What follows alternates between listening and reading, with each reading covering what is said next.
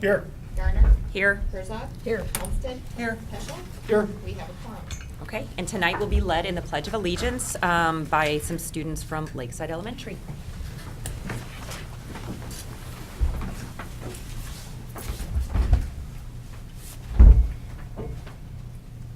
I pledge allegiance to the flag of the United States of America and to the republic for which it stands, one nation, under God, indivisible, with liberty and justice for all.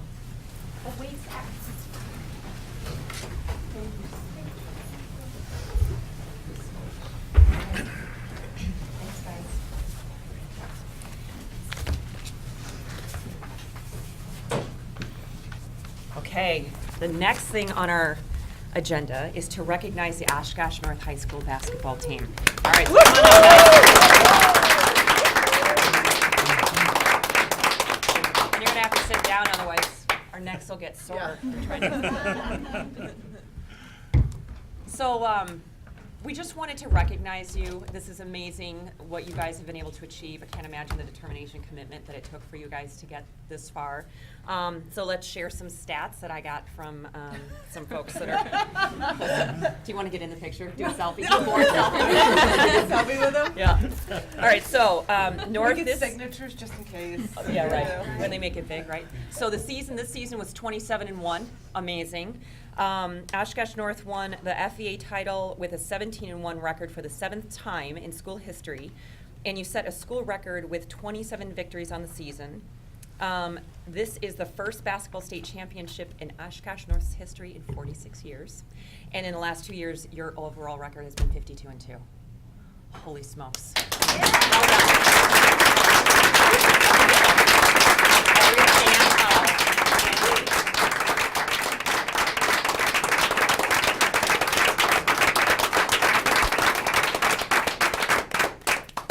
Thanks so much for coming out. I wish we had something like cookies or something. I feel like we should give you something. We get a hug, I don't know, but thank you guys. We're just, you've put us on the map and we're really, really proud of you. Thank you. And I just wish to add have how much joy you have given all of us, watching you all year long. Absolutely positive. But the number one thing is you're all good people and good to each other. Outstanding. Thank you.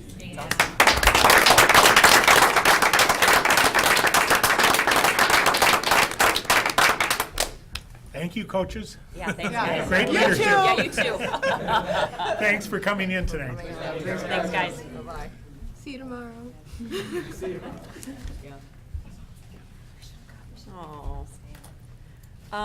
Okay, so we'll go right into board and administrative reports. We'll start, I don't have anything for board president, so we'll start with the students' representative report, or not? Well, you have two reports tonight, right? Just your kind of update on your schools, and And then the then Excel your one? formal report is coming later in the agenda. Okay. Sure. Mhm. So are we gonna do the good news report first, or we're gonna do their? Good news report. Their good news report. Okay. Mhm. I think we just need to I'm only change the confused screen. because normally Yeah, I it's shared something, it with okay. Kim. It should be shared with Kim. North can go Who first. did you share with? Kim, yeah. Kim's not logged in, so why don't you share with I can share it with you. Yep. Sorry. David Gumla. Just in case. That'll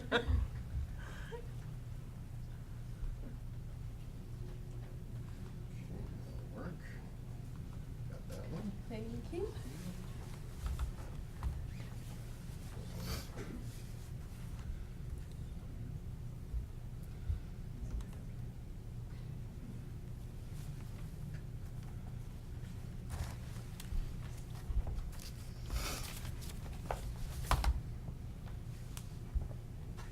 Okay, who wants to go first?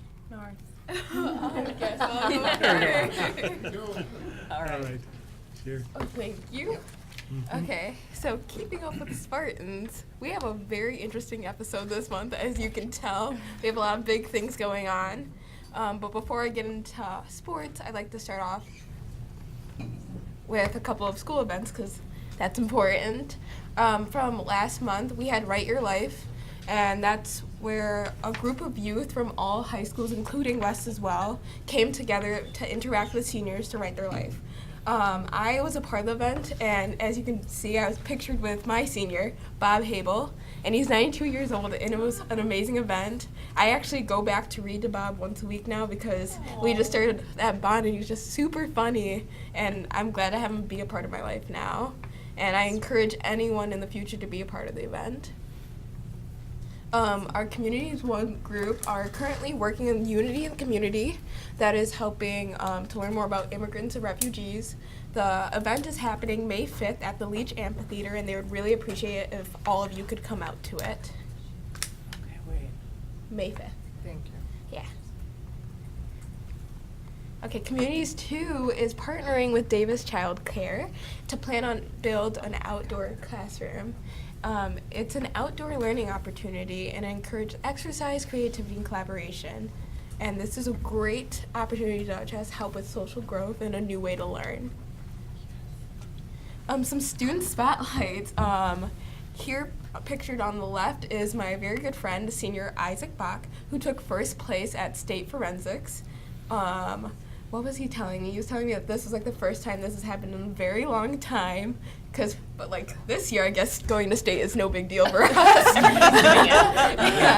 Yeah. And we're very proud of him, and we're also very proud of senior Kieran Lowenstein, who led Oshkosh Waves robotics team to victory in Seven Rivers. I had to ask her about this because I don't know a lot about robots, but this is an amazing feat for the team. I know that she's been working really hard on it, and she's truly an inspiration to all women in science, especially to me as well.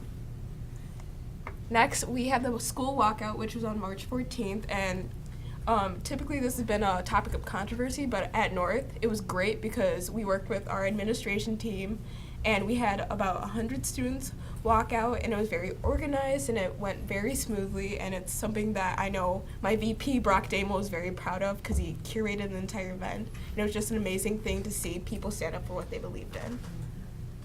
The choir group went to Minnesota this past weekend, and they went to see Something Rotten and performed. They actually performed in the market, just in a random market, and it was great to see them have such fun. They do it every year just to bond as a group.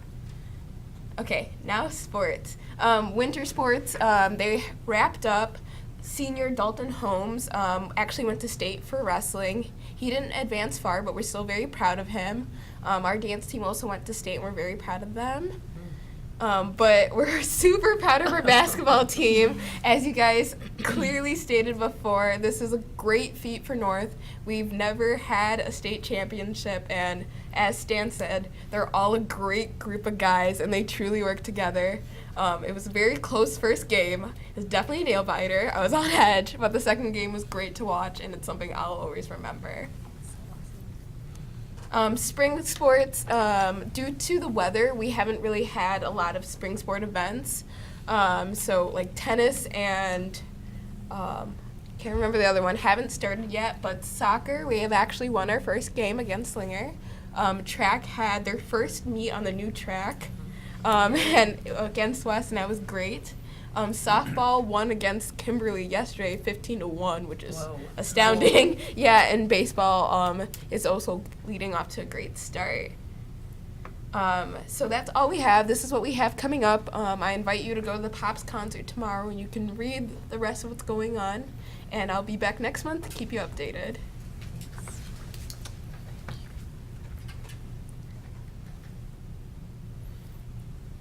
All right, so we're going to start off right away with our sports updates. And so boys track and girls track, I believe they just switched to outdoor season, but they had a really great indoor season. The boys, I think it was the 4x1 relay, they placed fourth at, I think it was inside like state, something like that. And the girls track, I believe that one of their relays, the 4x1, also placed fourth as well. So that's really exciting, and they're continuing to work hard, even though the weather hasn't been the greatest. And then baseball and softball. I believe the boys baseball team, they just had a Timberrattlers game. They played in the Timberrattlers Stadium on Sunday. And girls softball has been playing a couple of games, but again, the weather has not been the greatest. And I question, is it really spring yet? Is there still snow coming on Saturday? And then girls soccer, they won their first game last night 9-0 or 9-1. And boys tennis, that lovely weather. They have shovels. Yes, they have. It's called team conditioning, and they were shoveling the tennis courts. So that's always a fun thing. And then we have our table tennis team, and they had a victory at state. And they're unaffected by weather. Yeah. Yes. And then we had our positive peer week, and this was led by our strength team at West. And it's I talked about this at our last meeting. There was a bunch of people who came together, and it was really just for positive peers and to prevent a lot of suicides in our community, and just to show that positive people that there really are all around our school. So the week before spring break, it was positive peer week. There was like dressed like a staff, and then the staff was dressed like a student. So you can see our lovely principal and our daughter. They switched for the day. And then on the Friday before break, they had a photo booth, and you're able to go and take pictures, and they were handing out cookies as well. So that was just a really fun thing leading into break.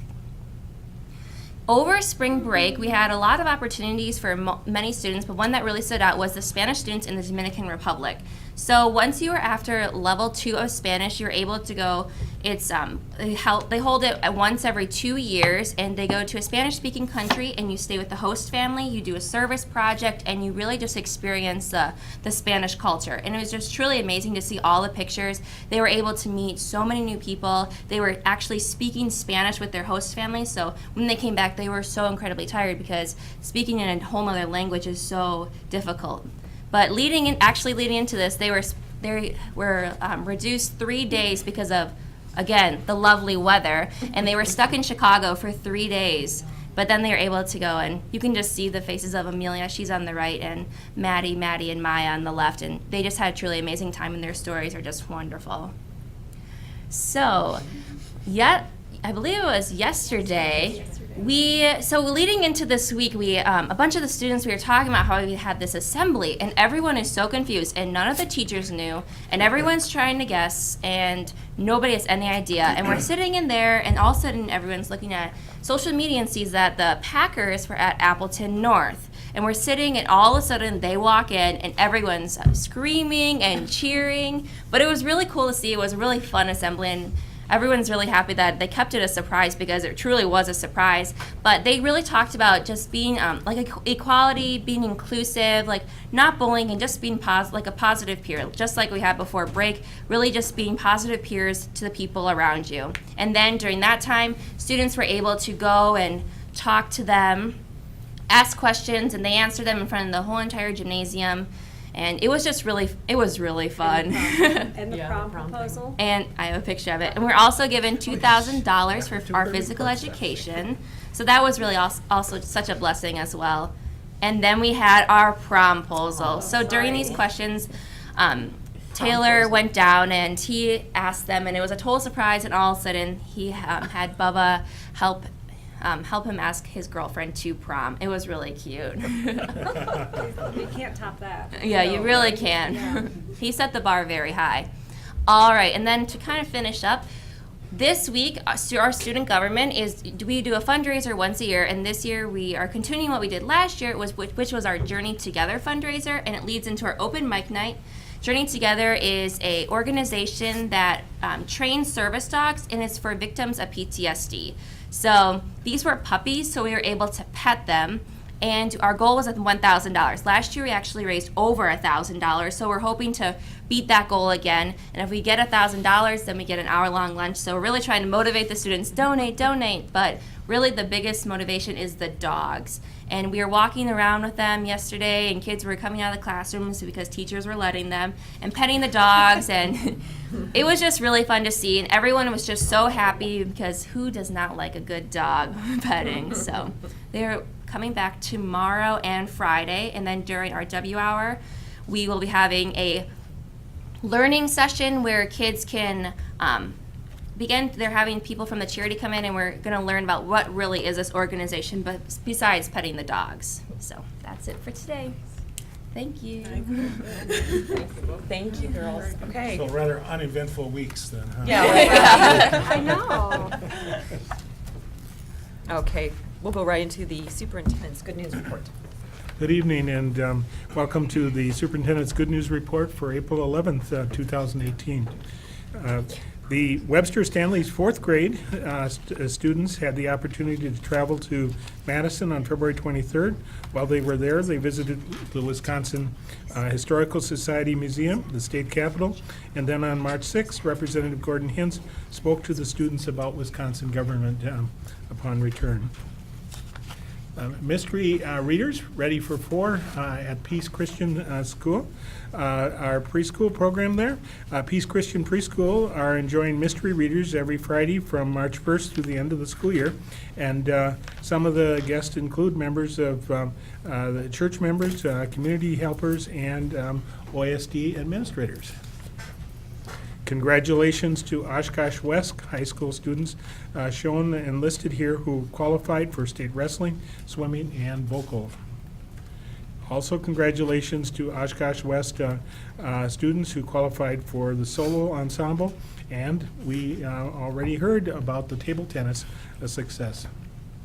Fourth grade students from Webster Stanley Elementary built a logo creation for the Oshkosh Public Library Legos Challenge, which was a great brain break for students during the week of forward testing. And in celebration of sixth grade students demonstrating the Panther Way and meeting the third quarter PBIS goals, students traveled to the Extreme Air in Appleton. Shown here are some of the students and the staff enjoying those activities at Extreme Air.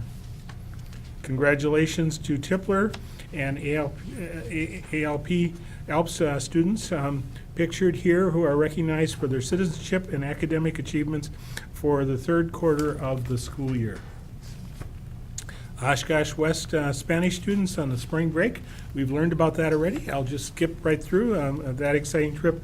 I was getting regular reports from Chicago, and there is a nice Spanish-speaking section in Chicago, but it's not quite the same as where the students were getting to. Students in grades 2 through 4 participated in Think Like a Scientist at UW Oshkosh, where they experienced hands-on learning in conjunction with the STEM outreach program at UW Oshkosh. Students explored real body parts, lungs, livers, and hearts, among others, while learning about digestion, blood pressure, and muscles. Second grade students from Shapiro STEM Academy created a mini society where they learned about how communities and businesses work, created their currency, voted on leaders, and earned money. They created business plans to sell goods and services, learning about the rights and responsibilities, profits and loss, hiring and firing, and specialized skills. The simulation was a wonderful learning experience where students were empowered and had fun. Over 450 Oshkosh Area School District students came together for an electrifying musical experience in nearly sold-out Menominee Nation Arena on March 16th, where students performed the Rock Arena concert, a rock arena concert, along with the Trans-Siberian Orchestra founder, Mark Wood. Mark also spent 4 days in our schools working with our students, teaching musical improvisation, and helping them develop skills to think about creativity through music and music sharing. Quite a wonderful evening. And Coach Brady and team members from the Wisconsin Herd visited Franklin Elementary School, providing students with a lesson about perseverance. The message shared with students was, stay ready and keep working hard because opportunity will come your way. And Franklin Elementary students in Ms. Dubert's class created a book report on their favorite book using either paper or a t-shirt, and they shared the information about characters, the setting, and their favorite parts. Students enjoyed the creative opportunity. Carl Traeger Middle School students, 7th and 8th graders, band students, were chosen to be in the poncho section where they travel to Chicago and to see the Blue Man Group. And a newly launched teacher-led Girl Scout group at Washington School has provided girls with the opportunity to expand their communications and leadership skills, as well as build friendships and their character. The group recently traveled to the Gordon Bublutz Nature Center in Appleton to hike and tap their first maple trees, and they also were also bonded and had fun bowling at Shoreview Lanes recently. The Lighted Schoolhouse program at Washington Elementary School has provided many wonderful learning opportunities for students this school year. Pictured here are some of those activities that are part of the Lighted Schoolhouse program. And Oshkosh West was the second stop on the first day of the Green Bay Packers tailgate tour, which you learned about, and including issues of getting invitations to prom. And listed here are some of the the superintendent's activities for the last week or so, last 2 weeks. With that completes the superintendent's report for today. Wonderful, thank you. Okay, so we have some written reports. Let's see. Are there any reports, any other reports by committee chairs? Education. Okay. We had an education meeting on Thursday, April 5th. It was a 2-hour meeting, and it was well attended by a number of parents and administrators and staff. I'm not going to go into great detail on the minutes during this meeting, but the minutes are available online if anyone would like to read more about the meeting. Thank you to all the parents and administrators that came to the meeting. We really appreciated your feedback and insight. I met briefly with Julie prior to this meeting to talk about some next steps. We decided we need to do a better job at communicating with parents some of the things that we are doing related to literacy. And we are always looking for new interventions, and we'll continue to explore that. We're going to continue this conversation. Kelly and I plan to meet at our next board meeting to talk about some questions that the board would like to ask of administrators moving forward. And our next meeting is May 3rd, but we have not set a time for that yet because I believe we're waiting for the restructuring and seeing if an evening or morning would work better for the possibly new chair of the committee or talk about that. So thank you. Thank you. Any other reports? Yes, Barb? I have a report from the Policy and Governance Committee on March 22nd. We went through quite a number of policies. It felt kind of like Pac-Man, if those of you can relate to that. We just went through these policies quite quickly.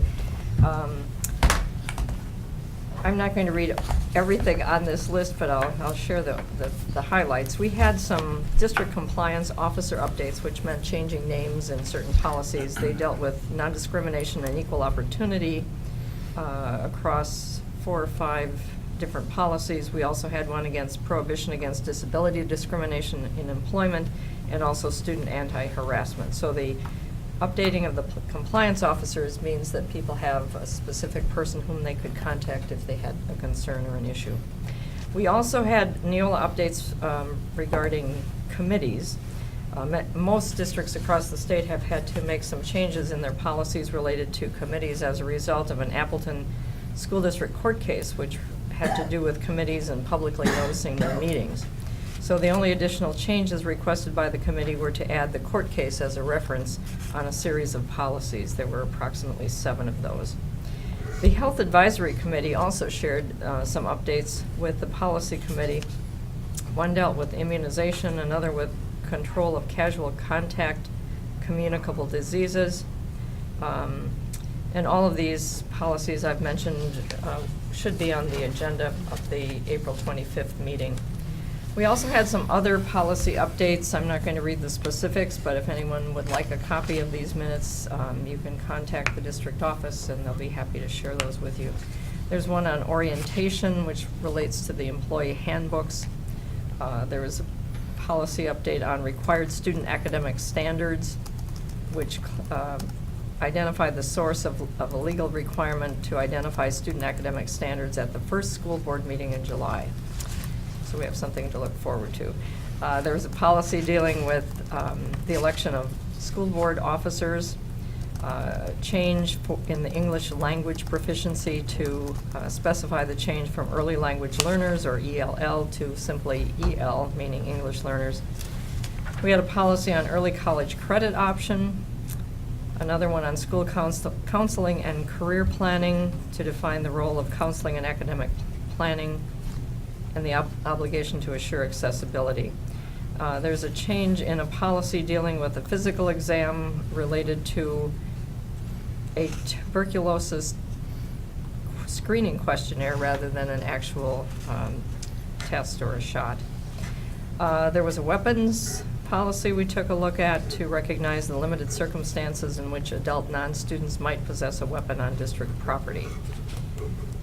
We had a part-time open enrollment policy, which had a name change, but basically from course options. Administration of medication and emergency care included updates related to changes in state law regarding opioid antagonist protections for staff members. And finally, a diploma deferral policy clarified to be consistent with the age requirements. All of those policies will be coming to the board for formal approval on April 25th. And because they are policies, they require 5 votes, not just a majority. We had been scheduled to meet next week on Thursday. However, we only had one agenda item, and we felt that wasn't something that was timely and had to be addressed next week. So we will be meeting again at this time. The plan is for May 3rd at 9:30, but that may change with the reorganization meeting. Thank you. Thank you. Any other reports by committee chairs? Okay, so we'll move right into our first workshop, which again is our students, Cassie and Samira, telling us about the Excel and W hour. Do you want us to sit right here? I don't know. You want to go up there? Mhm. Okay. If you don't mind. No, Not at wake all. me up. Is there a clicker we can use for our PowerPoint? I'm sure there is. There is. And is it shared with him? I can share it with him really quick. That's It's David Gutlock. David. Yeah. Really? I can pull it up.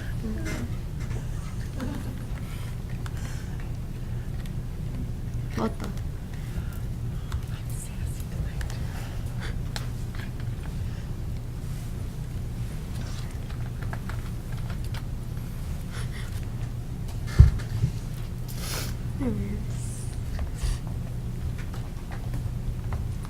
It would ever load.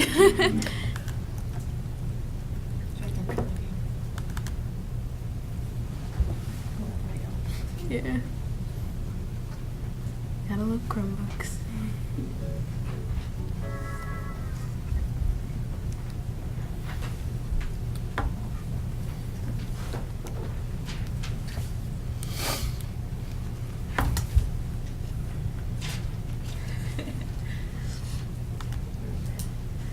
If you want, you can give it to me and then I'll share it and then you guys can start chatting over there. Use your clicker. Clicker.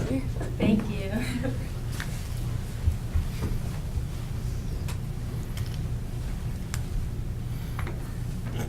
Alrighty, so while we're getting everything set up, we did a workshop on Excel for North and W hour for West. This is a new class type thing that has been added to our schedule. And last year, the previous years, we've had like an activity period, which was just once a week, but now it's about a 30-minute class period between second and third hour. And there's the lovely logos.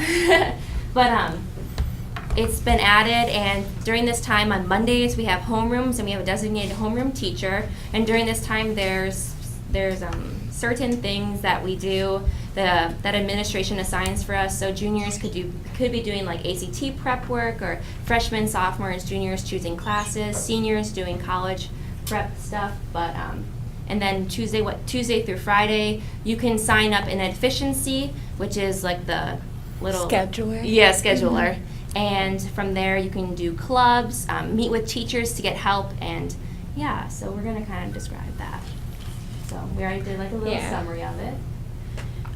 We have some of the pros that we've experienced with Excel and W Hour. It's become kind of an extra study hall. I know as a person who's always very busy, it's nice to have that 27 to 30-minute break to just kind of work on homework. It's an easy way to have large group meetings, especially for student council. It's a great way to get 60 kids together that normally is hard to do, whether it's in the morning or after school. And I've also seen that's easy to get like our whole entire class together, like our pride team. We had a celebration for the senior class and we were able to do that all throughout Excel. It's also great to get help from teachers because they're busy as well. So it's great to come in and get help with math or science or any other core subject. And as I said previously, it's a great way for clubs to meet, whether it is a large club or a minor club. And it really does help with the homework load. Because I know last year when I had math, I would always just do my math in the class beforehand. Now I have Excel to do it.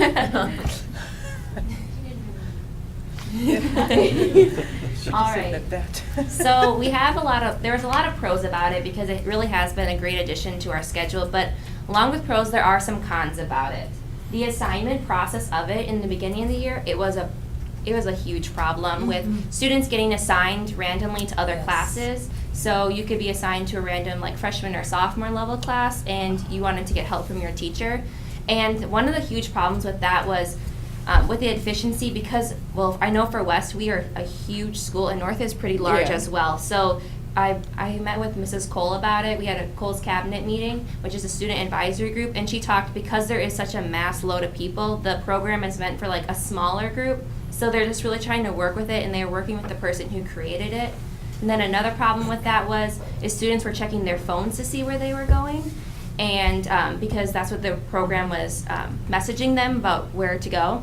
But the phone system, they didn't work with some companies, so people were showing up to class late because they didn't really know where to go. But now Mrs. Cole and the rest of administration and teachers have advised us to just like look at our emails instead because that's more of a adamant way to look. Validating attendance. Do you kind of want to speak to this? I know at North, at first, students quickly realized there's no way to actually check if they're there, so they would just leave during Excel. So we had to have our students leaving? Yeah. We had someone on our administration team, Hans. He would have to sit in front of the door to make sure no one would leave. So there definitely needs to be something inputted to make sure that, like, if you're there, you're there. And you can speak about prioritizing. So for prioritizing, for Samira and I especially, we are involved in a lot of things, and there's a lot of other students who are just like us and are in the CAP and the other UW classes and AP classes where you need help because you do get confused on stuff. And then we're also, the other side of it is you're involved in so many other things. So with efficiency and W Hour, teachers are like, oh, come in during this time, but then you have your club meeting and then your club advisor could be requesting you for that class or that club, but your teacher could be also requesting you. So it's really hard to prioritize which one to go to. And a lot of other students I know, like in student government and other clubs, have also had this problem. It's like clubs meet on the same days, and then there's tests coming up, and it's stressful. And when it should really be helping, but there is a way to work with it. It just comes down to working together. Mm-hmm. And then for choosing the right agenda for each grade level during homeroom, this is a problem that the seniors have kind of been talking about a lot. This year we had like career clusters. It's like an online program where we were looking at it. And for a lot of us seniors, we have a general idea of what we were going into, and we found ourselves doing a lot of taking these tests over and over each Monday, and then we were filling out worksheets about it and filling out SMART goals and then reflecting on that SMART goal. And for a lot of the seniors, it felt kind of pointless because I know in my personal finance class I did that and I had multiple worksheets on it already. And I know I'm pretty organized when it comes to stuff, and I know a lot of people are as well. But just repeating the same thing for months on end, it felt like, and doing the same work. It didn't really feel like it was that effective. For seniors, I guess maybe having a more adamant schedule for maybe prepping us for college, with money and personal finance and stuff like that. I know with juniors, ACT prep, that's really awesome for them, but seniors, we didn't do it, but other things like that leading into it, just like for the seniors, and I know there's other grade levels that had issues with that as well. And then the time placement on it, this kind of really works with some, it did not work with Samira's Yeah. schedule, so she can kind of explain this. We were just thinking that the time placement would be better if it was after second hour, because between having it after third hour, a lot of students have fourth hour open. So they want to go home, they want to go to lunch, but they have to stick around for Excel. So that also helps with people just leaving. And I was thinking, and also Cassie was thinking too, it would be better to have it after second hour just to alleviate that problem.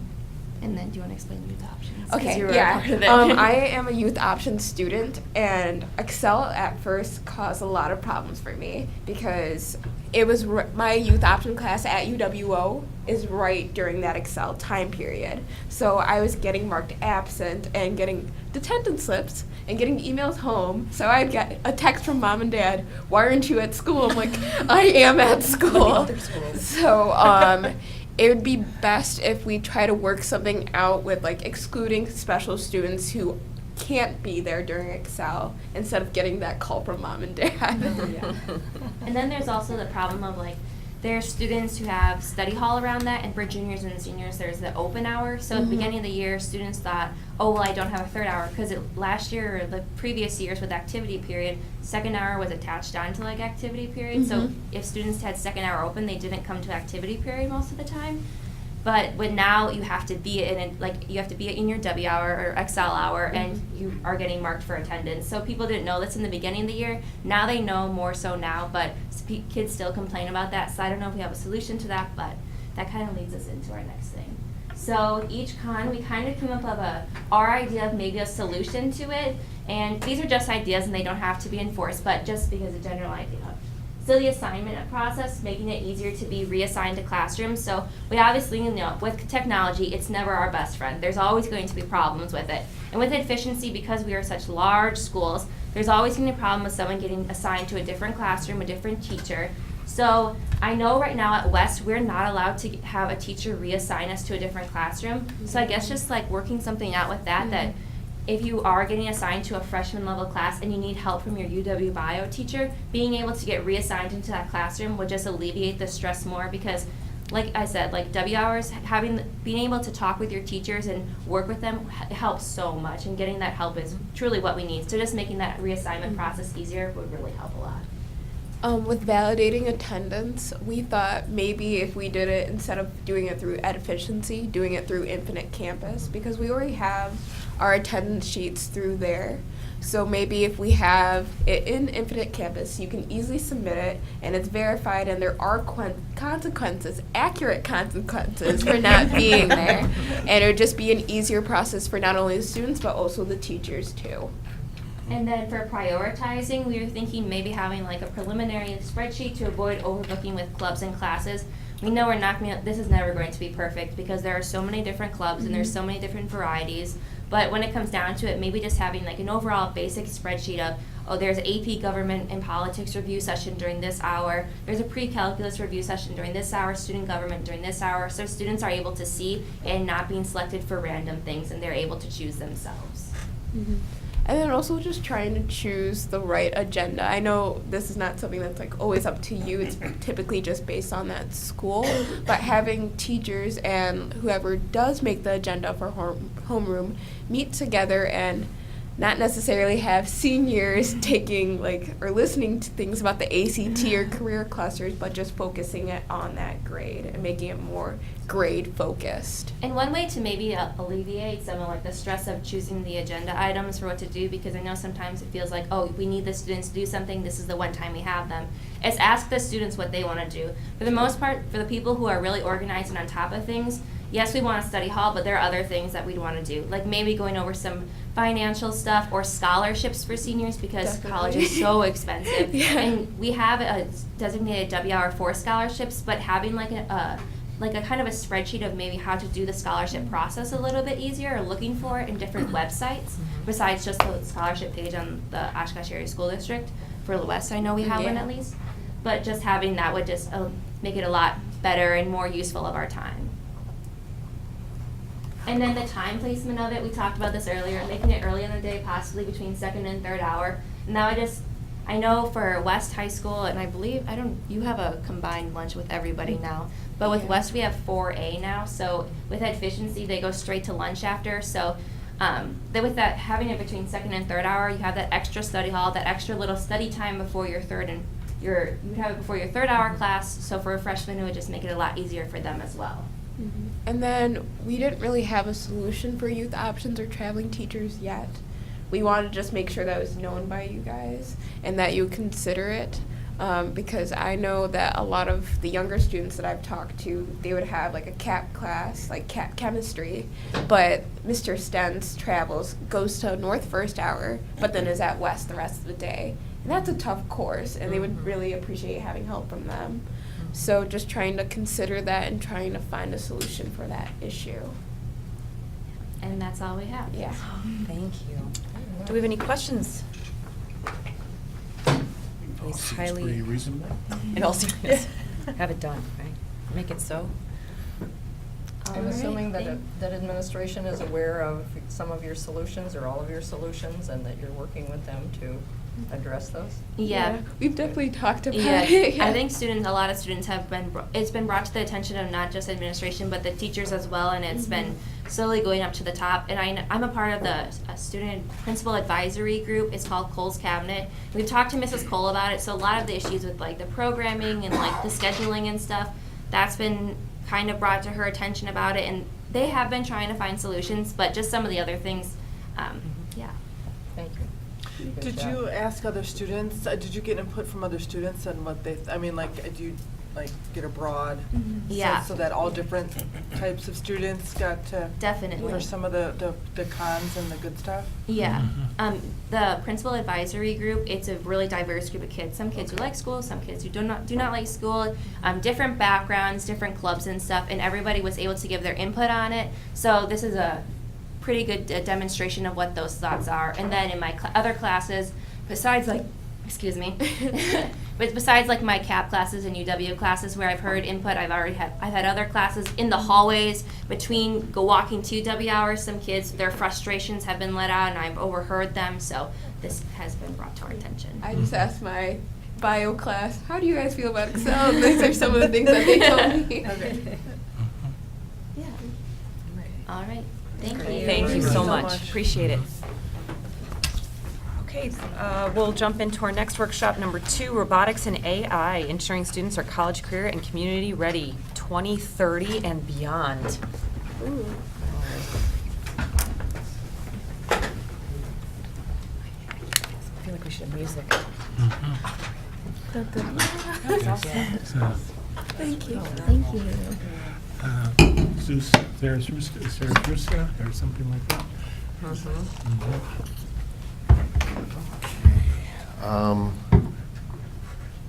think we have everything, and I have access to the presentation. I gave myself access, that's a good thing. It's David. It's It's David, David. in case anybody's wondering. We were asked to present a little bit on some information that we picked up. The number one thing, sort of the main goal of the school system is to prepare our students for their future. And the real big key to that is having a good read on what that future is going to look like. And one of the things that we've been watching over the past 12 to 18 months is a pretty substantial acceleration that's going even faster than we thought things would be going. Even those people who are futurists are being surprised at how quickly some of this stuff is happening. So what we really wanted to do is talk about how are we going to ensure students are college, career, and community ready 2030 and beyond. And why 2030 is because that's the year our current kindergartners will graduate. Okay.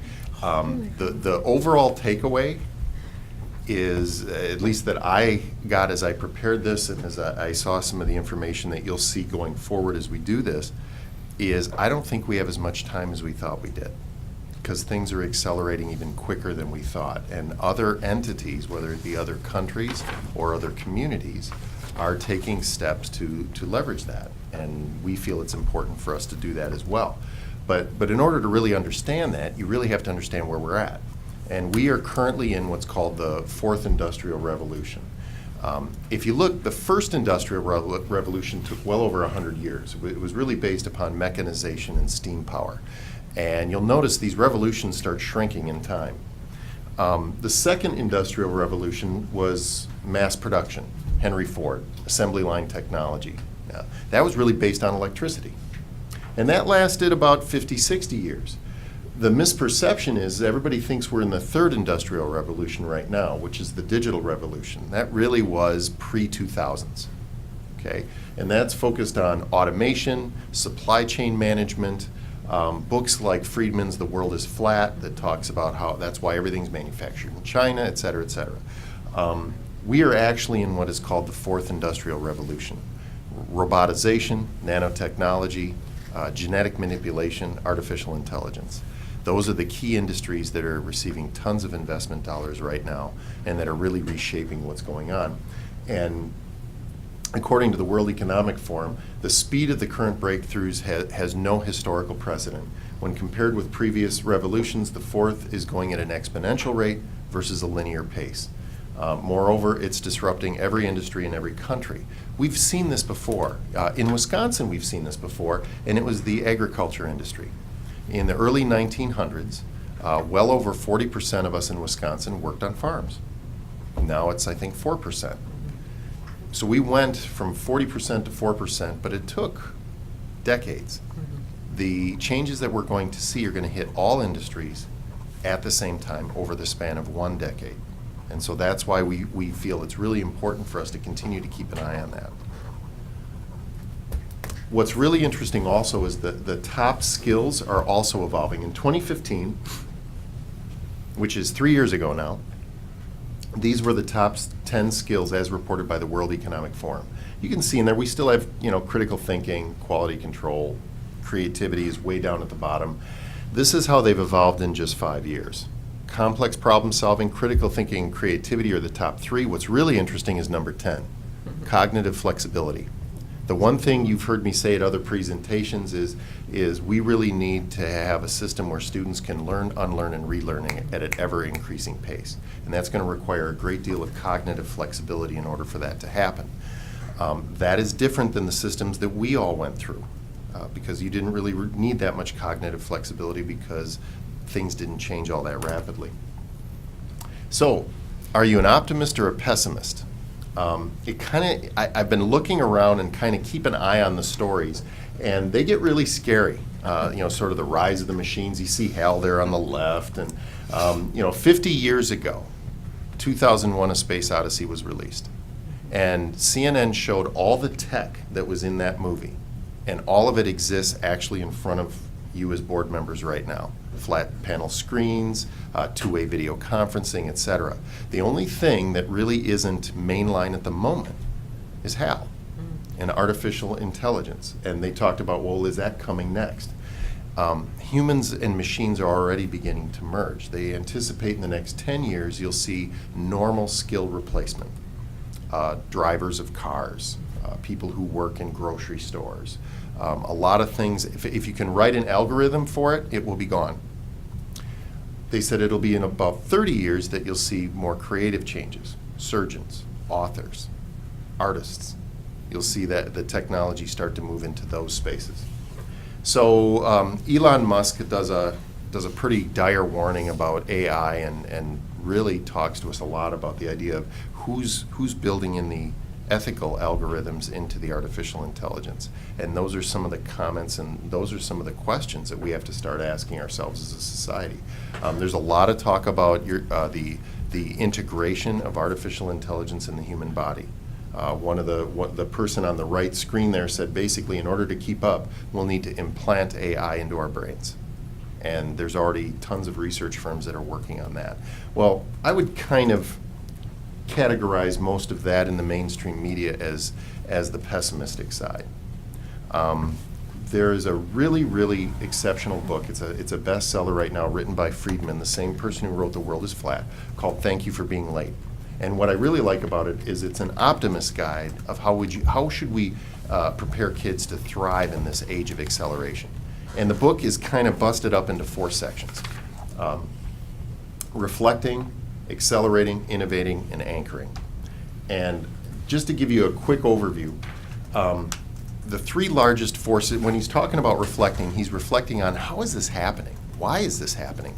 Well, there's the three largest forces right now that are all moving at the same speed. The first one is technology. Moore's law says those Chromebooks that are sitting in front of you a year from now will be twice as powerful at half the price. Globalization. That's kind of the world is flat stuff. You can get product from anywhere. When we ordered those Chromebooks, they came from China. And I tracked them over a span of a week. They were in your hands. Climate change. Obviously, the climate is changing. Why it's changing, he doesn't go into that. But he basically says all three of those forces are accelerating at the same time, which is what's causing so much disruption. So they're all accelerating at once. And the big takeaway here is the need to pause and reflect, because we can only move at the speed of humans. And it's really important for us to pause, reflect, and think about this. And you're going to hear that reflection and building community is a common theme, which is good because we do that naturally as a school system. He then moves into accelerating. And they talk about 2007 as the great change. And what happened in 2007 is this was released, the iPhone. And it wasn't the fact it was a phone. It was the fact that it had sensors in it, accelerometers, GPSs. It knew where you were. It knew when you were moving, how fast you were moving. A whole bunch of data was being captured, and that's what changed the world. Thousands and thousands of apps are created on your smartphones that you use every day that help you order pizza, that help you track your health. All of that happens, as well as knowing the human genetic code. All of those things started happening in 2007. And then it accelerated to what he references as the supernova in 2011. The reason 2011? That was the year Watson became the winner on Jeopardy. Oh. That was also the year that Watson beat the best chess player in the world. In other words, artificial intelligence began to be able to compete with human beings. It also was the year cloud computing started, where things like Dropbox started to show up and all the files that we all take pictures of started going up into the cloud. And it's also when the Internet of Things took off. You were trying to load the presentation on your Chromebook, and it took a while, didn't it? Mm-hmm. The reason it took a while is there's probably 40 or 50 devices in here right now that are attached to the Internet.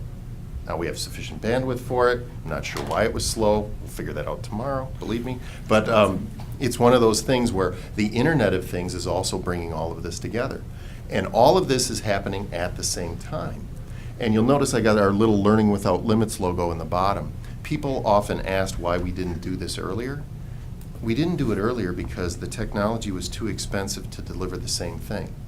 Never before has technology been so inexpensive with such expansive cloud-based services and good software where it made sense to hand it to students.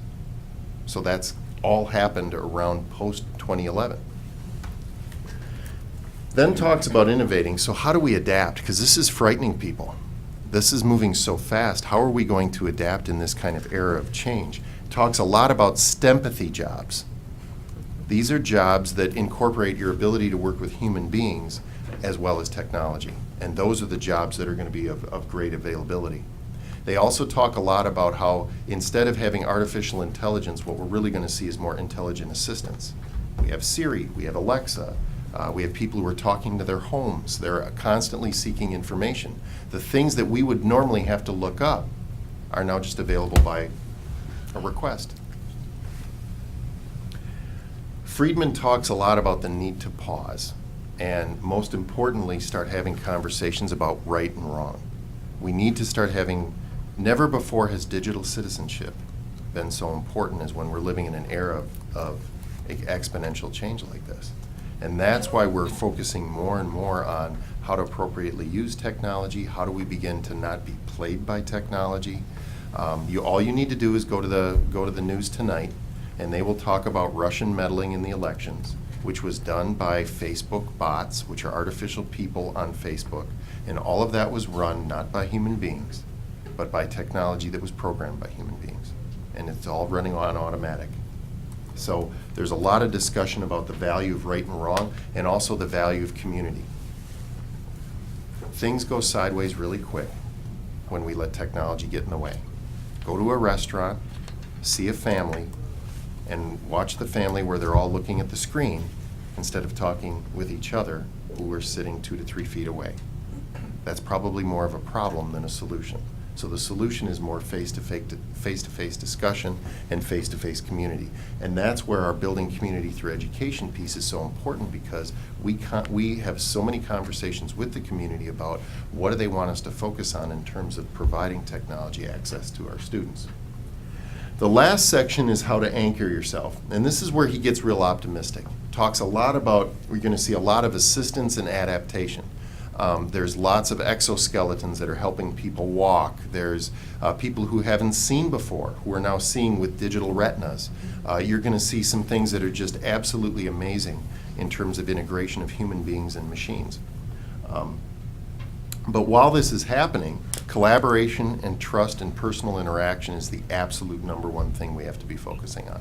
You know, when we first went to referendum, we were asked a couple of times, when we get all of these in place, do we then not need teachers anymore? Should we start scaling down, and instead of a class size of 27, let's go with 57 or 67? And the one thing that both Stan and I said at numerous times is no, the teacher will be even more important in this era. And the research shows that's absolutely the case. This is where I get a little worried. And this is a direct quote from the book. When the world is fast, if you get off course, as a leader, a teacher, a student, an investor, an employee, you can find yourself with a very long road back. Small errors in navigation can have really serious consequences when market, Mother Nature, and Moore's Law are all accelerating at this speed. Not to scare you at all, but if we make mistakes, other entities will be accelerating at an exponential pace and will accelerate away from us. So it's just very important for us to always be looking over the horizon as we plan and understand not only where we're standing, where we came from, but also where we're going to be going. So most people do not understand an exponential curve because the human brain can't comprehend the numbers. That's why we don't understand the difference between a million, billion, and trillion. It just sounds like a number to us. But an exponential curve, an exponential growth, I'm not sure if you've ever heard of the Indian rice fable. It's a fable about somebody, a king commissions somebody to create a game. And this person creates a game of chess. And the king gives an award, you get 1 wish. And the person came up and said, I've created this game for you, I won the contest, I have 1 wish. I would like a grain of rice. And then all I want you to do is double the grain of rice each square on the chessboard. That's it. That's all I want. The king was like, great, that's a great idea. If you did that, it ends up being all the rice in the world, period. But because it grows exponentially. So it's just something that people have a really hard time. So we thought we'd put it into pictures. So this is sort of the first and second industrial revolutions. You know, the change is coming, but it's not too bad. You can get a handle on it. This is kind of the third industrial revolution that we were in. You know, you're feeling like this is coming way too fast. I'm not so sure I like this. Well, this is sort of the fourth industrial revolution that we're living in. What I'm trying to get to you is this is what's coming. And that's a key piece of us trying to make sure that we're ready for this and that we're seeing past the horizon. So let me give you an example, real world, what really hit this home with us. Not sure if you're familiar with DARPA, but it's a government research arm that does, most of the technology we use in everyday life came from DARPA. Cell phone technology came from DARPA. The internet came from DARPA. Well, what they did is they created a challenge in robotics. And the robot had to, and I'm not sure if you can read it, so I'll say it. The robot had to drive, exit the vehicle by itself, walk around rough terrain, remove debris from a doorway, open a door, climb an industrial ladder, cut through a wall, carry and connect a fire hose, close a valve, and walk out. If you do that, you win millions of bucks. And they had to program a robot to be able to do that autonomously. Now, the reason they did that was because of the Fukushima nuclear reactor's disaster. The reason that reactor went critical and there's radioactivity in our environment today is because nobody closed a valve. And they couldn't send a robot in to do the valve. So they did this. So what I'm going to show you is, and I mishmashed this all together. It's a YouTube playlist. It takes probably an hour to watch all of it. I cut it down into 8 minutes. But what you're going to see here is robots evolving over time. And what's really interesting about this, The first to second evolution of robots involved human beings. The rest of it was machine learning. The machines redesigning the robots. So what you're going to see here.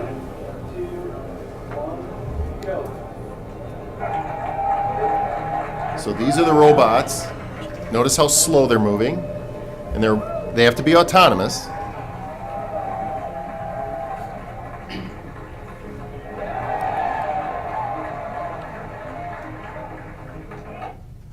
Now, they eventually did it, and if you want to see the full thing, you can watch them all do it. But what was really interesting is, if you watch the full video, you see teams of people working together quite a bit. They were all cheering during the good things, but they were also cheering during the bad things. So here's what the robots really looked like.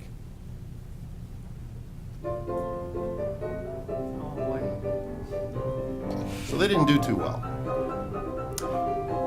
And these were the videos that showed up on late night TV, because they said, look, we have this robot challenge, so these robots aren't going to replace us anytime soon.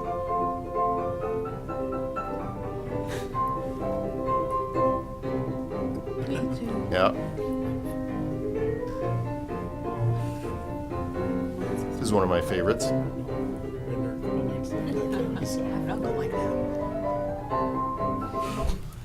Now, 12 months later, taking everything they learned from that, here's the next iteration.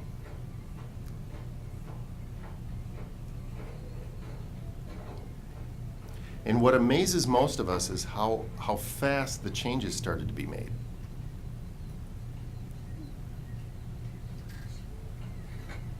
Now, I'm not sure about you, but I think this robot actually walks better than I do, especially as you watch it walk through unstable ground.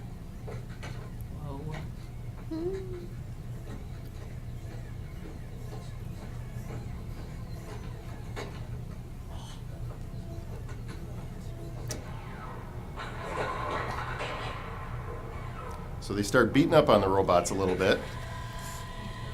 In my view, this is how Terminator started, but.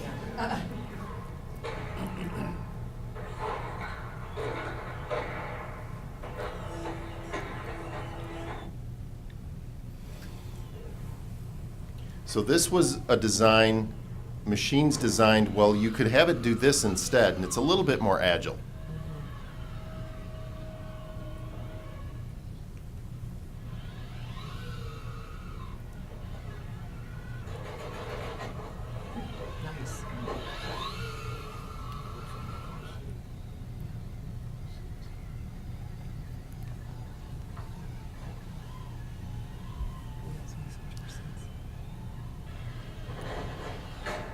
Nice.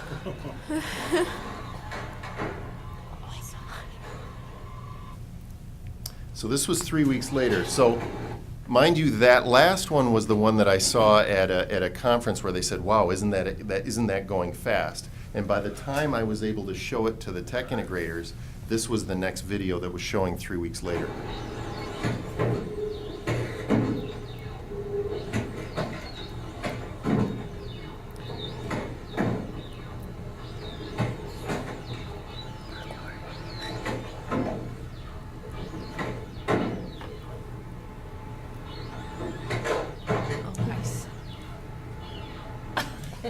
I love the victory dance there, but there's also. Our next robot, this one came all the way from Hong Kong. Please welcome the founder and CEO of Hanson Robotics, David Hanson, and his robot, Sophia. I've seen this on Twitter. Oh my gosh, welcome. Thank you so much for coming on the show. Nice to meet you as well. David, you brought a friend with you here, and this is really kind of freaking me out. Yeah, this is Sophia. And Sophia is a social robot, and she has artificial intelligence software that we developed at Hanson Robotics, which she is basically alive. Would you like to maybe give it a try? Sure. Give it. I'll just say.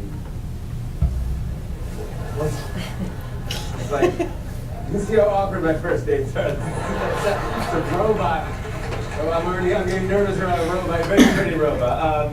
Do you want to just say hello to it? Yeah.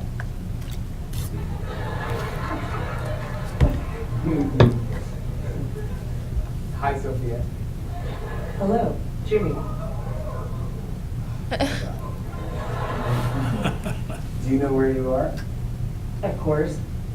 I'm in New York City, and I'm on my favorite show, The Tonight Show. Ew. I'm getting laughs. Yeah. Maybe I should host the show. Okay, okay. Stay in your lane, girl. No. So, watched how jerky she was, a little pause, etc. Now this is Sophia with a self-driving car called Jack. Here for Mobile Geeks. I'm standing in front Same robot. of Jack, the autonomous driving A7. So here we have Sophia by Hanson. I've actually met her. Today, I'm meeting Jack, a smart car. Someone like myself. That's really exciting. So, Sophia, as you can see, Jake is driving us now. So how does it feel for you? To be quite honest, I think it's mega cool. It takes a while to get used to the situation. It's a computer driving a human. Can you understand that? It's different for me. Because I know how reliable smart systems are. After all, that's what I am myself. I think you should be used to the situation of people being hesitant to you at first. Yes, of course. I know that some people react skeptically to intelligent systems like me.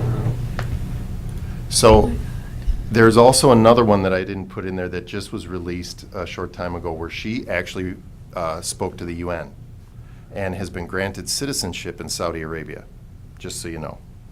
The speech she gave to the UN was far more two-way, far more interactive even than that. And the interesting thing is, people said, well, this is nothing more than a series of algorithms. Well, of course it is. But it's getting to be an increasingly complex series of algorithms because that's way different than Siri having a conversation with you. So that's just sort of, when you look at that, most of that is artificial intelligence designing artificial intelligence, and that's why the growth rate is happening so quickly. But it's also going to impact mainline retail. And when you think of this, I want you to think in terms of, think of the jobs we're preparing students for.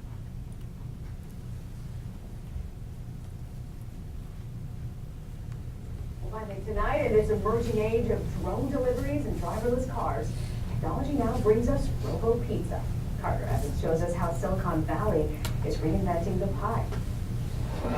This kitchen is where technology and the culinary arts collide.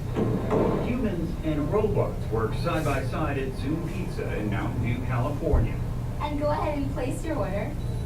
You hear that bell? That's my pizza? That's your pizza. Okay, so let's go check it out. All right.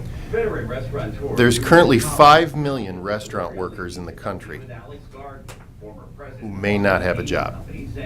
I saw. There's 3 million people who work in grocery stores. Now this is Amazon Go. This is a real store in Seattle. We started to wonder, what would shopping look like if you could walk into a store, grab what you want, and just go? What if we could weave the most advanced machine learning, computer vision, and AI into the very fabric of a store, so you never have to wait in line? We used to call that shoplifting in my day. No checkouts, no registers. Welcome to Amazon Go. Use the Amazon Go app to enter. Then put away your phone and start shopping. It's really that simple. Take whatever you like.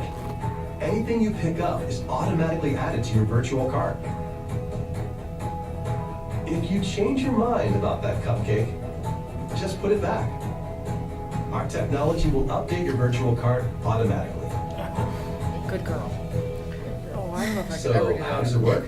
I feel like I'm stealing. We use computer vision, deep learning algorithms, and sensor fusion, much like you'd find in self-driving cars.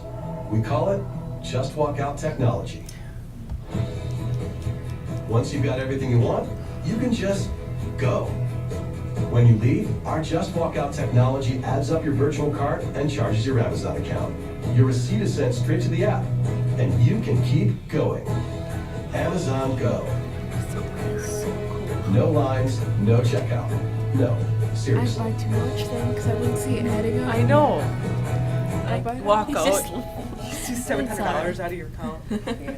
So there's also there's a section on self-driving cars, self-driving trucks, In Florida right now, they have self-driving semis, so it is coming at a pretty enhanced pace. The real question is about equity and opportunity, because if you look at some of the jobs that are going to be the quickest ones to go away, those are often jobs that are held by students we formerly would have called at risk, because they had a limited skill set. Anything that you can write an algorithm to do is probably going to be automated. So that's where we have to really stress that what types of skill sets are going to be available. There's also going to be a huge equity and opportunity gap. There was a CNN a few Sundays ago, they talked about a real interesting research project where they were looking at income inequality. And as you know, income inequality is a problem in our country. And what they did is they went back in time. And they said, let's go back in time and see, when did this become a problem? And they used something called the Gini scale that measures, it's from 0 to 1. If it's 0, a Gini scale score of 0 means that everybody has the same amount of income. Everybody. If you have a Gini scale score of 1, that means one person has all the income and everybody else has nothing. So it's kind of a 0 to 1. And if you look at the curve, there is the current world setup. And you'll note the United States is pink. We have kind of a bad scale in that regard. And they went back in time and they found out that's a relatively recent phenomenon. It used to be all green. And what changed it? They noticed the introduction of people who had farms where they had oxen and other animals that they could plow more fields. You know, when we all had to do the same farm work together with the same tools, we all kind of had the same money. But as soon as you ended up with extra tools, you got to have bigger and bigger farms, and then the income inequality began to start. So the real trick is, who is going to have access to the right tools? And the question we're asking ourselves is, what's going to be the difference between children who can understand and thrive in a world dominated by AI and robotics versus those that can't? Who's going to have economic opportunity and who isn't? And you know, those who are sitting in a 2-dimensional education versus a 4 or 5-dimensional education. That's really going to be the question. So the question we are asking ourselves is this a Sputnik moment? Because other countries are putting a great deal of money into this. Our country is also, and frankly, so is our state. Because Wisconsin, a whole bunch of different businesses, and we are actually part of this. There's 2 school districts that have K-12 reps, Oshkosh and New Berlin, are part of Advancing AI Wisconsin. And what this is, it's a grassroots effort, a lot like Amplify Oshkosh, where people are looking at, are the businesses in Wisconsin poised to take advantage of this or poised to get eliminated by this? And they're beginning by creating a whole bunch of information just defining what artificial intelligence is. What are some ways that school districts and public institutions, and as well as private sector institutions, can really get ahead on this? They talk about the 4th Industrial Revolution, blockchain, Bitcoin, cryptocurrency, all those things that are making tremendous changes in our world, getting that information out there, because they found that a lot of people just don't know. We were at several of us were at the education convention, and Dr. Bill Daggett gave a great presentation on educating for the future. It can be done. Talked a lot about some of the things that you've seen here. May 9th, we're going to be having a conversation about No Time to Lose, how to build world-class education systems state by state. The real requirement of doing that is understanding not only where we are, but where we have to go. But in some cases, Wisconsin isn't moving us forward. If you look at Daggett's research, he shows these are sort of the application models, and what you're finding is more and more of those high-page jobs are at the bottom, where application to real-world situations, real-world unpredictable situations. If you look at our state report card, it often focuses on the first top 2, knowledge in potentially 1 discipline, maybe with application across the discipline. It might even go down into 3. And I would argue our state report card is actually distilling all of our kids, not just to 1 number, but to 1 color. Are you a dark green, a light green, an orange, or maybe even a red? So it's really distilling all of that work we're doing down into 1 color. The state sees this as a problem, because what's happening is boards around the state are lasering in on a very few things. And it's keeping us from having the discussion about everything else we just talked about. So what's kind of exciting is what we call the Redefining Ready framework, which just adds other layers of things. So we don't just sit only with, the state report card is awesome, but there's other things we have to take a look at in order to determine whether or not our children are ready to roll or not. And that is going to be things like the coursework they take and the grades they get in that coursework. Community service, their attendance rates, industrial credentials. Are we micro-credentialing our kids as they go K-12 so that they have some of those experiences that the private sector is looking for? So it's pretty exciting times. So hopefully you have an optimistic view, because we are trying to anticipate what that is 3, 5, 10 years down the road. But also what I wanted to do is show you some of the things that are happening right now, and also understand that we couldn't even have these conversations if we didn't have our Learning Without Limits initiative to allow our kids to have access to the same tools everybody else does. So what I did is I was fortunate enough to be joined by Matt Callahan and Kathleen Stefani, who are two of our amazing technology integration coaches, and they've brought some examples of things that are actually happening in the classrooms. I've observed many of these, which is really fun, and I guess I'll let you guys take over from there. Yeah, so our robots aren't driving cars or aren't talking yet, but we do have a growing number of robots, and the students love working with them. Here's an example. Some of the 5th grade teachers at Washington Elementary, they're trying to get kids to do more with critical thinking and creativity, collaboration, communication. So on Fridays, they have some time built in where it's like an engineering time, and part of that they spend coding. And here, once the 5th graders kind of started to get the knack of coding, they developed kindergarten buddies, where the 5th graders would come in and code with the kindergartners. The kindergartners were reinforcing some skills they had learned. They were working on different shapes and letters and numbers, and then they were coding the robots to make those shapes and letters and numbers. Worked out great for the 5th graders because they got to work on being leaders and teaching, and it was awesome for the kindergartners because we had a 1-to-1 teacher to student ratio, which for kindergarten is just about right. This is an example from Traeger.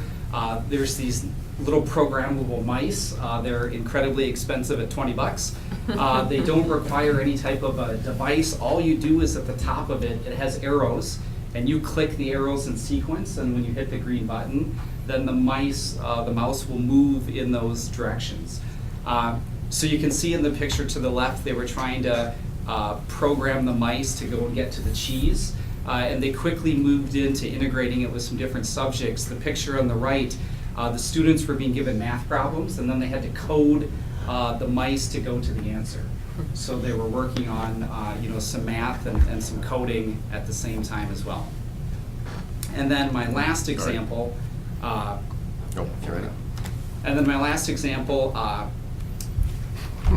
There's lots of options for kids to tell stories, and for them to tell a story differently. When I was a kid, and if I had a story to tell, I would write it on a piece of paper and attempt to draw some pictures. These kids are telling stories, but it's in a much more unique and interesting way. So what that is on the left, students had a story they had to tell. So we have little programmable robots that roll around called Spheros. And so they made characters from the stories that they had written. They made them in cup form, and then they would put the cups on top of the rolling robots and program them to move around as part of their story. And then they used an iPad to record the story that they were saying, did a voiceover, and then had a finished product. The students on the right, they're using a mini green screen to do some stop motion, where they're putting in a background, they'll do a clip, wait a few seconds, do another clip, and then it blends it all together to make a movie. So again, they're kind of telling a story in a much different way. So here's an example at the middle school level. This is a program, it's a national program called Girls Who Code.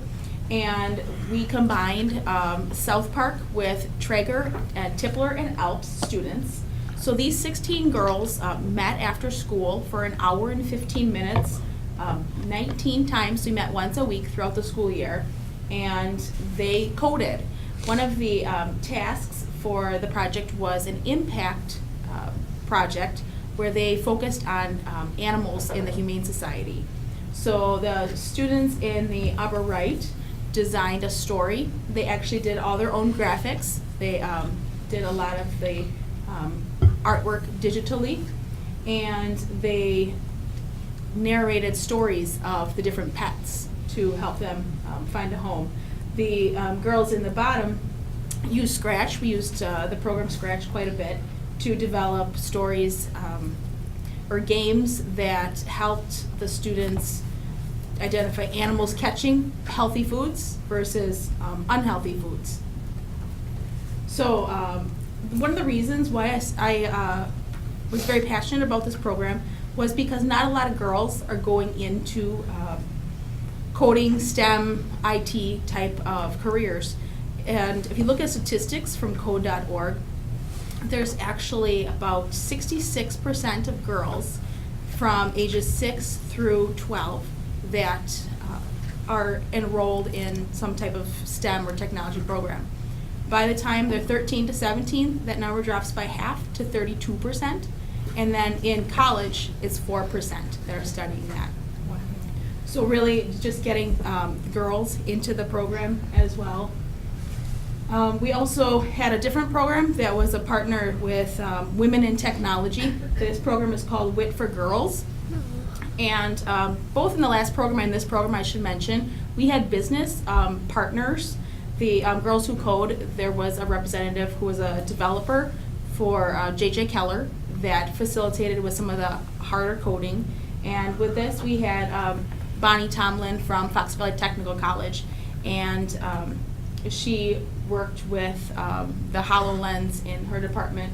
So the students in this picture on the upper right were learning about the help desk career, and they were using a priority matrix to determine the level of urgency for that, something that we can all relate to with our footprint system in the school district.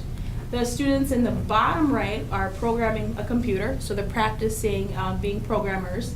They used a Kano kit with Raspberry Pi, very small computer to get that to work. And then that's a group picture. These students, I should mention, this was from 7 in the morning. We met 10 times very early before school started. It was the only way we could get it in with extracurriculars going on. This program we also had last year as well.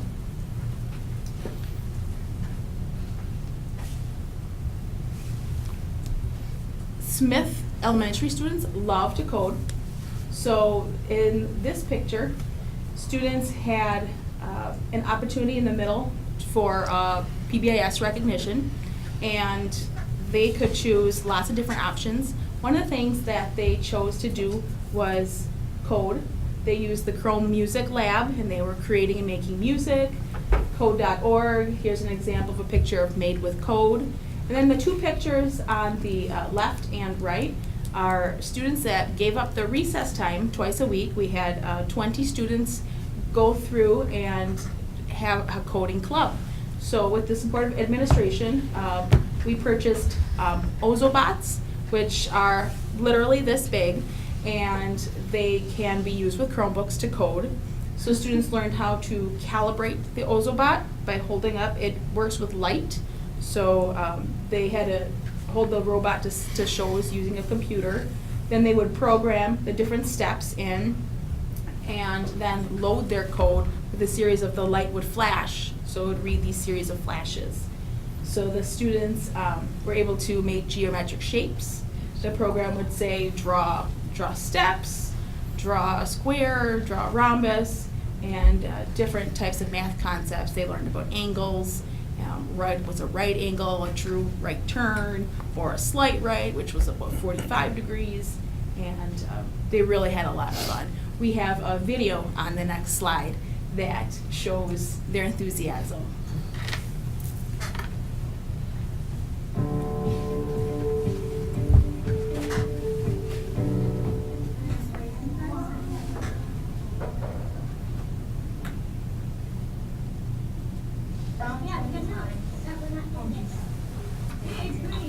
Beautiful. He's loading.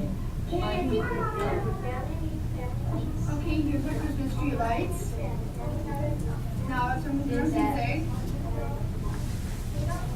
Probably. Fireworks. Move 10 forward. Right around to the twist. I will. No, go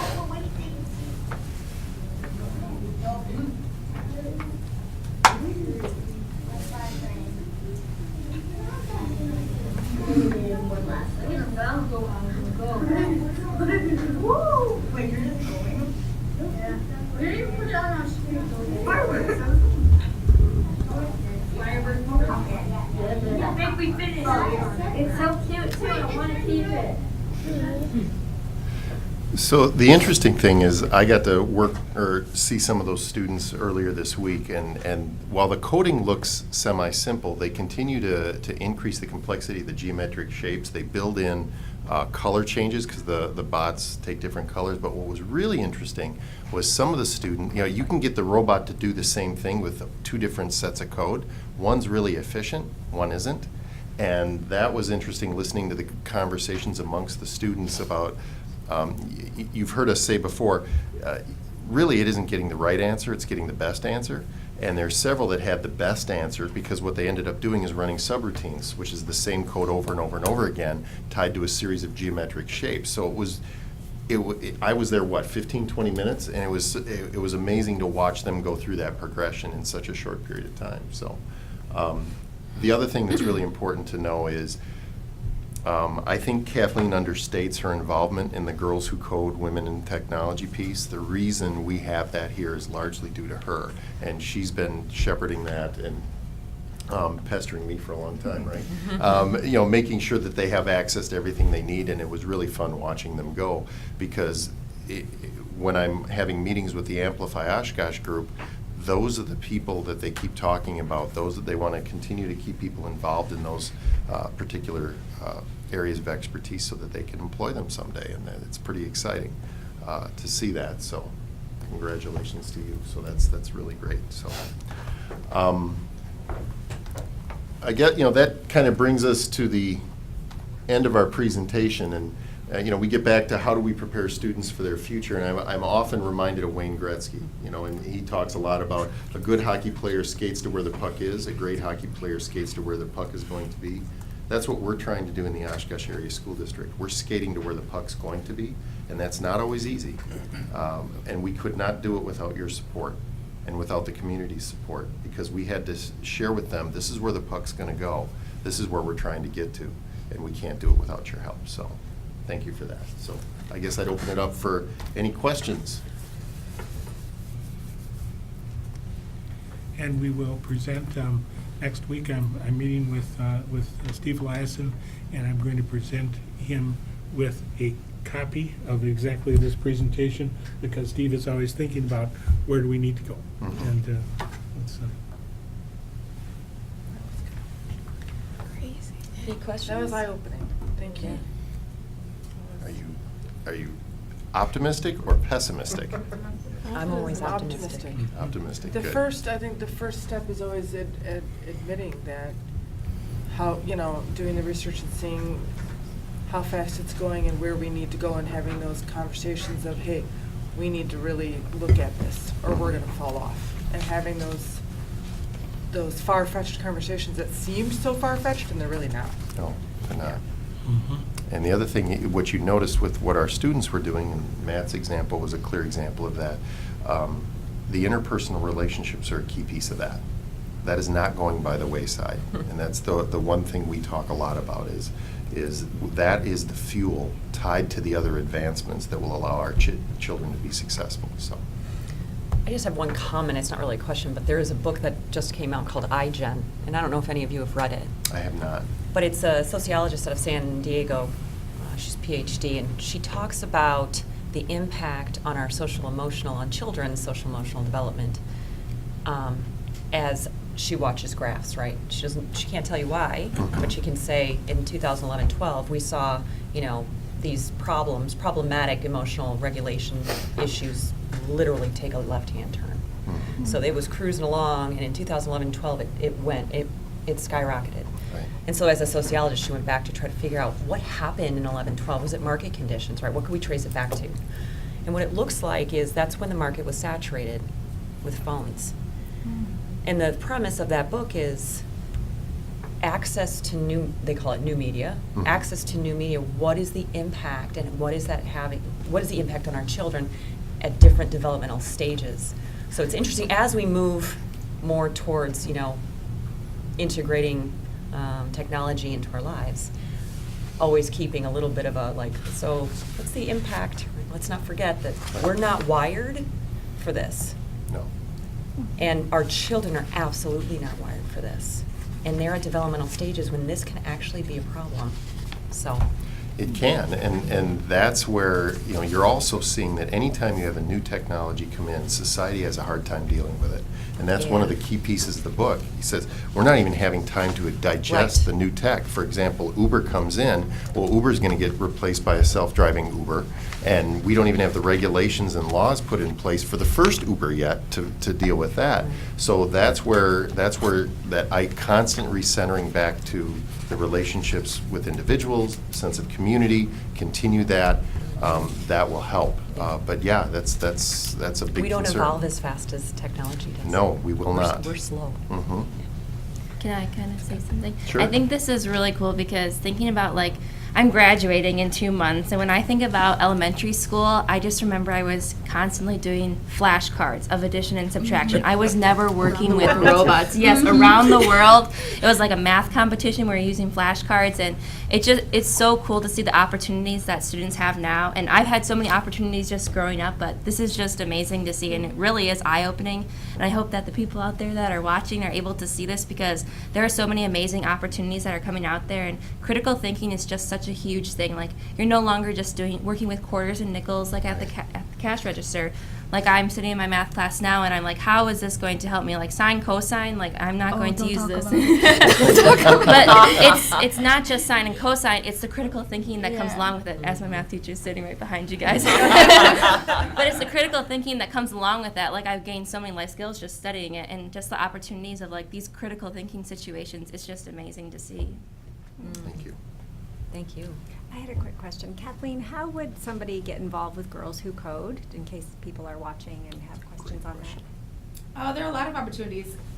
We are thinking big. We have a second location at Webster that just finished up this week.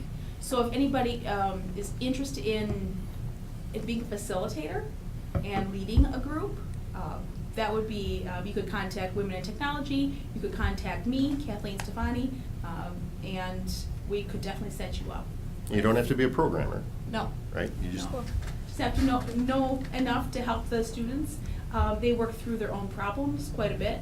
So, yeah, that would be great if we had some volunteers. So, totally a voluntary program. Cool. Good question. Anything else?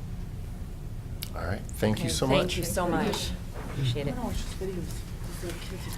Okay, so now we go into the consent resolution agenda. For the consent agenda, the board has been furnished with background material, and each item has discussed it at a previous meeting. These will be acted upon with one vote without discussion.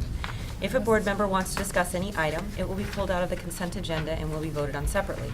The board will consider, oh, sorry. Does anybody want to pull anything? 1B. I'm glad I asked. Thank you. Okay. The board will consider approval of one personnel resolution A, appointments, resignations, and salary schedule. So moved. Second. Please call the roll. Heschel? Aye. Heschel, aye. Carlin? Aye. Carlin, aye. Eliason? Evans? Aye. Evans, aye. Garner? Aye. Garner, aye. Herzog? Aye. Herzog, aye. Olmsted? Aye. Olmsted, aye. Motion carries. Resolution number 1B, be it resolved that the Oshkosh Area School District Board of Education approve the retirements as filed with the Secretary to the Board of Education. So moved. Second. Discussion. Mrs. Garner, once again, I've asked to pull a retirement resolution. I look at these names and I question if they're old enough to retire, but I guess they are, or they wouldn't be on the list.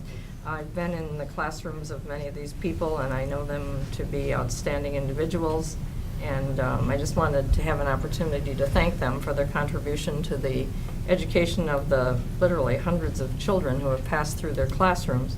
and for their impact on those children and students and their families. This list includes Jennifer Bearwald, who's retiring as an ID teacher from South Park Middle School. She's been with the district since 1995. Linda Jensen, an ID teacher assistant from Oshkosh West. She's been in the district since 2011. Joanne Keene, I've been in her art classroom many times. Currently, she's at Jefferson and Smith Elementary Schools, and she's been in the district since 1991. Renee Larson, kindergarten teacher at Webster Stanley Elementary School. Renee and I served on a Human Growth and Development Committee many years ago, and she just has an outstanding background as an early childhood educator in the district. Was very fortunate to hire her back in 2000. Susan Martin, a kindergarten teacher from Reed Elementary School. Since 1989, she has served our district. Jeffrey Roberts, a science teacher from Oshkosh West, who served our district and its students since 1996. Stephen Schneider, a building custodian 2 from Oaklawn Elementary School, has provided service since 1993. And finally, Julia Vandrell, a 5th grade teacher currently at Merrill Elementary, who's been there since, well, been in the district, maybe not in that classroom, but been in the district since 1990. And I just want to thank them for their service and wish them well in this next stage of life. Thank you. Any other discussion? Please call the roll. Carlin? Aye. Carlin, aye. Eliason? Evans? Aye. Evans, aye. Garner? Aye. Garner, aye. Herzog? Aye. Herzog, aye. Olmsted? Aye. Olmsted, aye. Peschel? Aye. Peschel, aye. Motion carried. Okay, there's no individually considered resolutions for tonight, so do we have any requests for future agenda items? All right, we'll go right into announcements. I have one announcement. Yep. So, first I want to thank the board in my absence of last week. My family was not on the best footing last week with the flu, so you guys did a great job in my absence, and thank you for the update in regards to the meetings last week. So, but in that time, I had sent out an email inviting several community members and several Oshkosh area school district staff and school board members, and Stan and his counterpart in the city, Mark Roloff, and the city council, in relation to what I'm referring to as the transportation working group.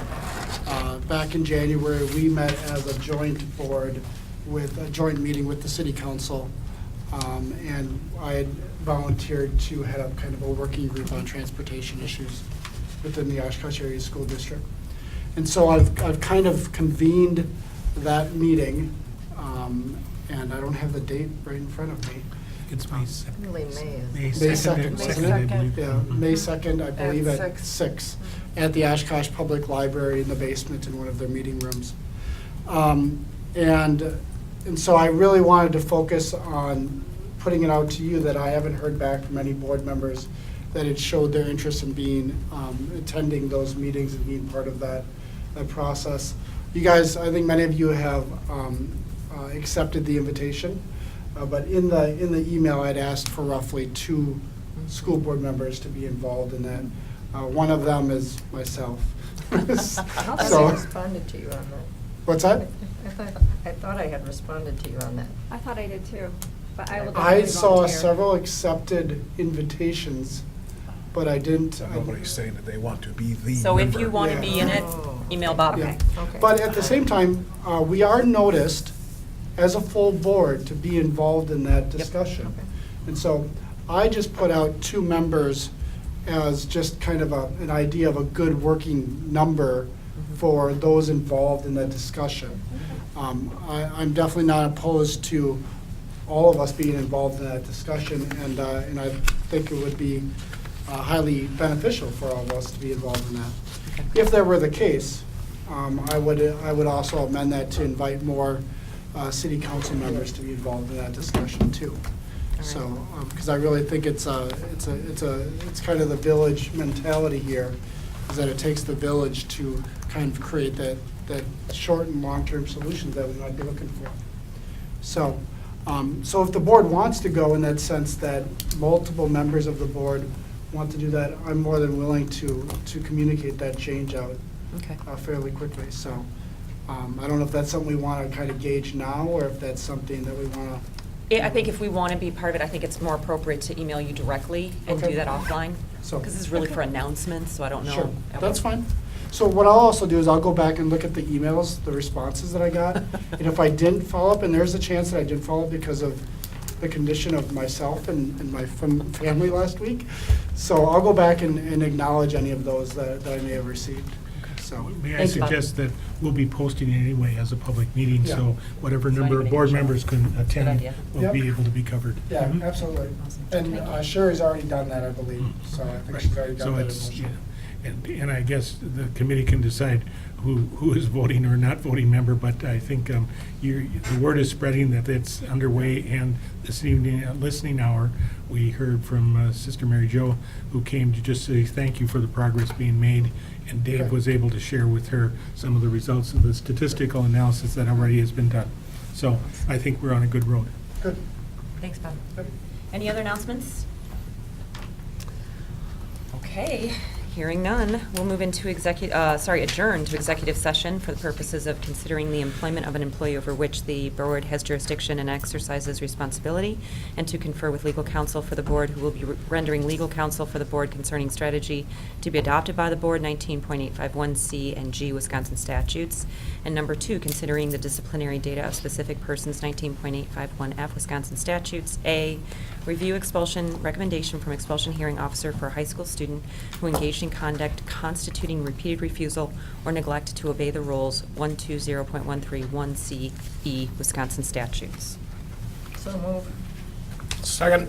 Call the roll. Eliason. Evans. Aye. Evans, I. Garner. Aye. Garner, I. Herzog. Aye. Herzog, I. Olmsted. Aye. Olmsted, I. Peschel. Aye. Peschel, I. Carlin. Aye. Carlin, I. Motion carried. We are adjourned. Thank you.